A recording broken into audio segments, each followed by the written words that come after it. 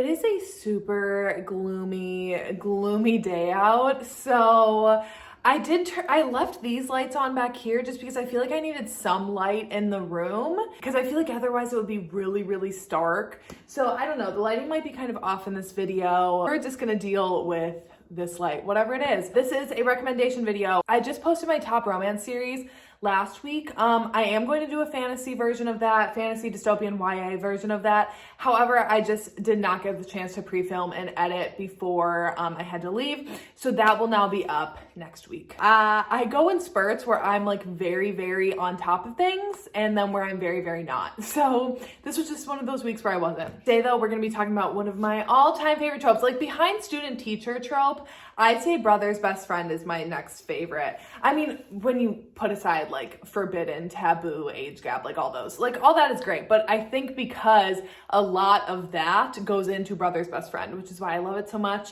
So that's what we're gonna be covering today. I got 5 books for you. I have a ton more that I've read and that I definitely could include in future videos. But I find recommendation videos really overwhelming when there are like 10 plus books on them, because then I feel like I'm constantly screenshotting and then I've like forgotten about certain of them by the end and then I just almost end up too overwhelmed. So I stick it to 5 in my like trope recommendation videos, but I definitely can do another one of these if you guys like these. So yeah, we have 5. Let's jump in. Okay, the first one is one that I don't own a physical copy of, and that is Burnout by Coralie June. So not only is this a brother's best friend trope, it's forced proximity, it's age gap, it's student teacher. It's got a lot going on in here. This one follows Dexter and Blakely. So Blakely is, I think she's a high school senior, I believe. And her mother has died, or yeah, is her mother dead? Yeah, sorry, it's been an especially long time since I've read this one, but I believe her mother just died. And I don't know where the dad is, but the dad isn't in the picture, so she really has nowhere to go. However, she does have an older brother that she doesn't really have much of a relationship at all with, and he doesn't really have a relationship with her. However, obviously when he finds out that their mother has passed, he invites Blakely to come and live with him in his apartment. It's in a brand new city, brand new school, so she definitely has to kind of like start over going there. And then when she shows up there, she also finds out that he has a roommate, Dexter, and he is not happy about her arrival. Dexter is an asshole. He's very like hot and cold, very like standoffish with Blakely, and also very protective of her brother and like wanting to make sure that she's not just coming here to like suck him dry of money and stuff, because her brother definitely does pretty well financially. This relationship obviously has a lot of layers to it because it has the taboo level of it being a student teacher. I think Dexter's like 10 years older than her. Like it's a pretty big age gap. And then he's also her teacher. And then they have this forced proximity where they have to live together. And they just have like a very contentious relationship from the start. Like Blakely is just trying to do her best, but also like she's going through things. She doesn't really have time to like entertain Dexter's attitude at all. And Dexter just doesn't really care about her. He does not care that she's there, and he doesn't really care to be making an effort. So it's definitely a little bit more of a slow burn. I wouldn't necessarily say it's enemies to lovers, but it's definitely like dislike to lovers. There's a lot of back and forth, a lot of hot and cold. Just a fun time, and it's also a standalone, so at least if you aren't looking to start like a series or like dedicate your time to too much of something, standalone, yeah, it's great. Okay, next on my list is in a series, and this one is Fearless King by Maya Hughes. It is the 4th book in the Kings of Rittenhouse series.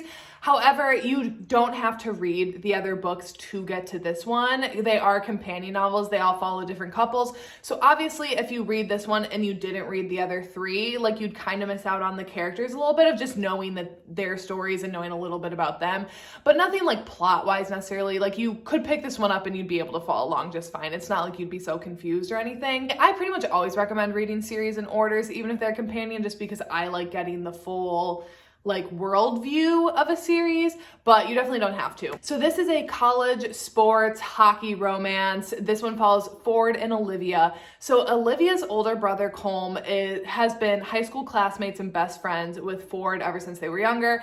The series itself follows 5 hockey guys and then their various women as they're going throughout their lives. Ford, Olivia, and Colm like all grew up together, and Colm is extremely protective of his younger sister Olivia because their parents died in a car accident when they were in high school, and Colm was 18 at the time, so he was able to take like legal custody of Olivia. But he's just been like very hyper protective of her ever since their parents died, which like rightfully so. But that makes it like all the more like challenging for them to be together, because they just know it is going to like devastate Colm on a different level when he finds out that they like betrayed his trust behind his back. I don't know. That's what I love about the brother's best friend. I love when the brother is like so protective, and I love that. And I love the reveal, and the reveal in this one is great. Anyways, I'm getting ahead of myself. So anyways, Ford's younger brother has always had a crush on Olivia too, and they've like kind of entertained that. Not really, because Olivia has always only had eyes for Ford, and they do have one moment together, and then Ford like completely ceases like all contact communication, like completely drops Olivia on her ass.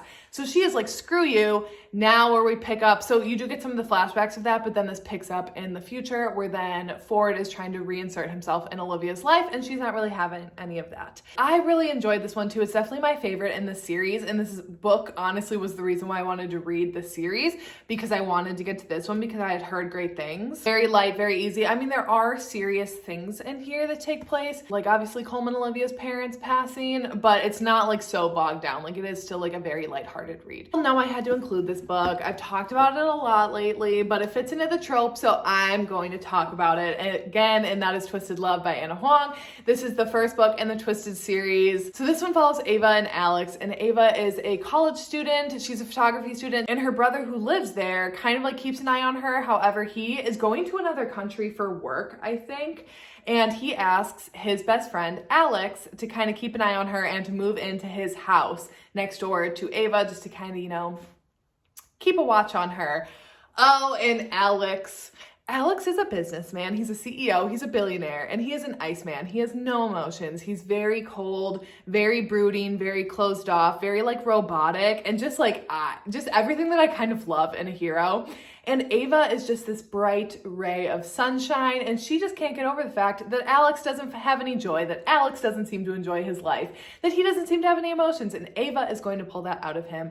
So obviously there's like a little bit of forced proximity in here because they're next door neighbors, and like Alex was kind of tasked with watching over Ava, begrudgingly I should say. He was not like jumping at the chance. Like this is not a situation where he has always been like really into Ava and is using this to like get close to her. He like genuinely is like, why do I have to do this? He's not prepared for what Ava is about to bring into his life. They're just so cute. I love the plot in here. Definitely has like touch her and I'll kill you vibes. So good. Grumpy sunshine, lots of great tropes, and just like some of the steaminess in this book, top notch. I just really love Alex, and I really love Ava as a character. They're both so great. And like always, Ava's brother, why can't I remember his name?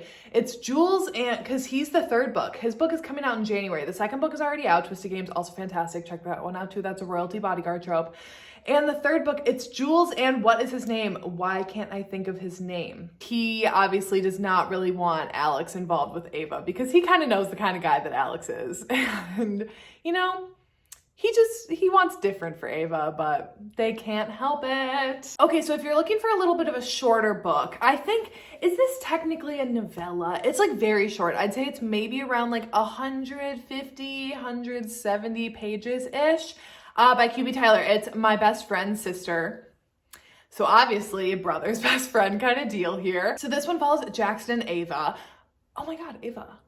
Another Ava. But anyway, so Ava moves to New York City to start attending college there. And as she gets there, her brother reaches out to his childhood best friend, Jackson, and is like, hey, can you like kind of keep an eye on her? Just make sure that she's like doing okay, kind of show her the ropes, whatever. And again, Jackson is begrudgingly kind of like, fine, whatever, I'll kind of help her out. And he kind of realizes that Ava needs a lot of help here. She has some issues with like safety, getting around, you know, things like that. So one night, I can't remember what they're doing, but one night they're like out at a bar and Ava asks Jackson to just help her out with a very simple task. She just needs a little favor, and she would like Jackson to help her lose her virginity. I mean, you know, simple request. And Jackson immediately is like, no, I'm not gonna do that. I'm not gonna do that to my best friend. However, then when she is like ready to go off with this random dude, Jackson gets all like jealous and protective and is like, no. So anyways, things kind of go from there. It's definitely shorter. So if you're looking for something that you could pretty much sit down and read in like one sitting, but still packs the punch of like brother's best friend, bit of age gap, Also like virgin heroin, I guess. This is definitely a good one to check out. I did really enjoy it. It's not my favorite of QB Tyler's books, but I do still really like it. It kind of just delivers what I was looking for at the moment, which was like an easy, fun, steamy read. So you definitely have that here. Oh my God, oh geez, well remember, guess who's here? It's the Garbage Man! Y'all, we have not had an appearance of the Garbage Man in so long. If you've been around here for a while, you know that for a streak of like a month and a half or so, every single video I sat down to film, the Garbage Men always came, because like where my building is, they like are placed like right outside to get to the garbage. And oh my God, they always used to make appearances and I used to have to pause because they're loud. They're being quiet right now, but I think they're taking the recycling away.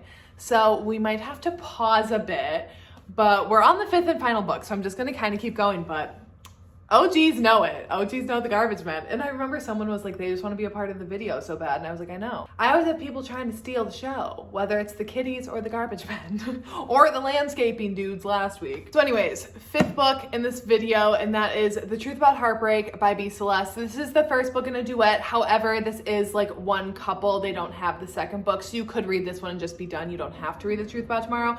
The Truth About Tomorrow is extremely taboo. I prefer it over this one. However, I gave both these 5 stars. I love them both. It's just that second one, oh, it just hits a little different, but extremely taboo. This one, not as taboo. I mean, still kind of, yeah. We'll get into it. River and Everett. So River is in foster care, and when she is, I believe, 10 years old,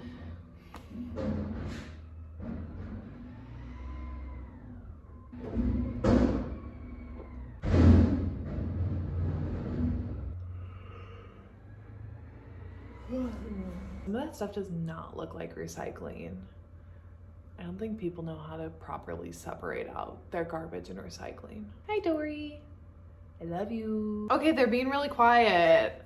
We're gonna kind of keep going again here. So when River is 10, she's adopted into a new family. It consists of, I forgot what the parents' names are, and then they have one son, Charlie, who is a few years older than River, and so they welcome her into their home and adopt her. And River is like, she's had a rough life. She's only 10 and she's already seen like a lot in her life. So she already is like a little guarded, a little closed off. She's not really like coming into this family all like bubbly and excited, you know, whatever. She has a hard time connecting with them. She immediately kind of bonds with Everett, who is Charlie's best friend. And Everett too, he's got like a sadness about him as well that I don't really want to give anything away.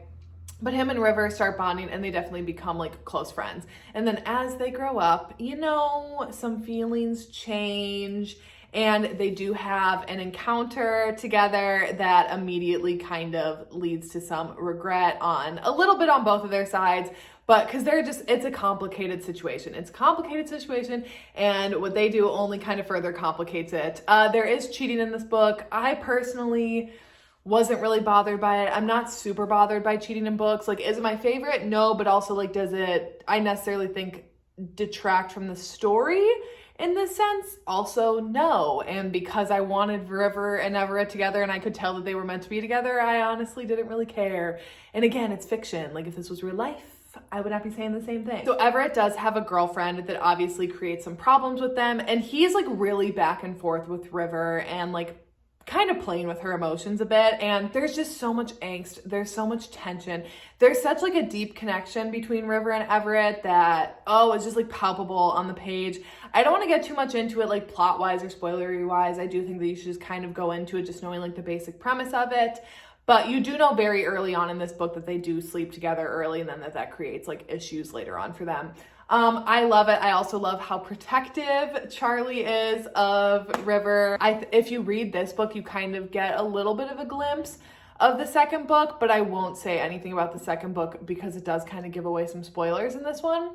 I will just say, if you love taboo and if you love age gaps, the second book in this, even better. But I do highly recommend you read this one first if you want to read the second one. Okay, that's it for this Brother's Best Friend recommendation video. As I said at the beginning, I have a ton more of these, but I do like to keep these videos a little shorter, especially because I always have videos that are like 20, 30, almost sometimes 40-minute long. And I just sometimes need a little bit of a shorter video to do and for you guys to get out there. I know there have been some that people have requested, like some someone had requested dark romance, and I have a ton of dark romance. I just more haven't like fit that into my schedule yet to film.